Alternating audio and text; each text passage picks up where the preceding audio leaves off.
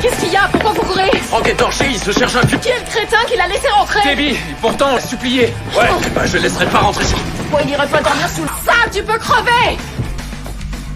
Comme si un chien lui avait pissé dessus. Non, aucun chien m'a pissé dessus. Tout le monde a dit à Debbie de ne pas laisser Franck rester. Mais Debbie a quand même insisté pour qu'il reste. Le matin, elle amène apporter le petit déjeuner à Franck à l'étage. Parce qu'elle voulait que Franck l'aide avec son devoir de sociologie. Tu me casses les oreilles. J'ai besoin de tranquillité. Papa essaie de dormir.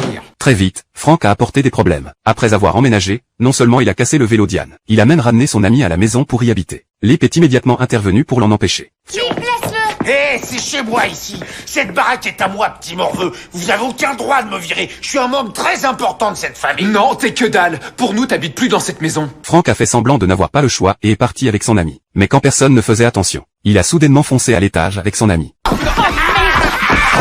Espèce d'enculé! Ça suffit! Allez, on monte! Et choisissez n'importe quel lit, les mecs.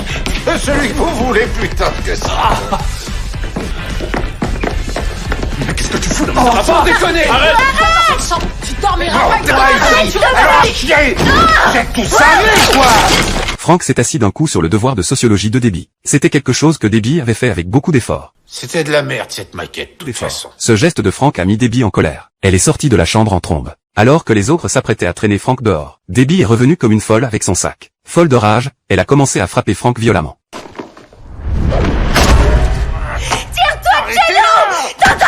Dégage, casse-toi de ma chambre! Je déteste! Je déteste! Tu veux crever! Son comportement a choqué tout le monde. Elle a fait tomber Franck du lit par terre. Les autres ont réagi et l'ont rapidement poussé hors de la chambre. Debbie s'est effondrée sur le lit en pleurant. En même temps, ils ont porté Franck dehors et l'ont jeté dans la poubelle. Franck, pour se venger d'eux, a appelé les services de protection de l'enfance et a dénoncé ses propres enfants.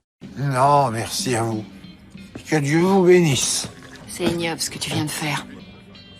Tu t'arranges pas, Franck.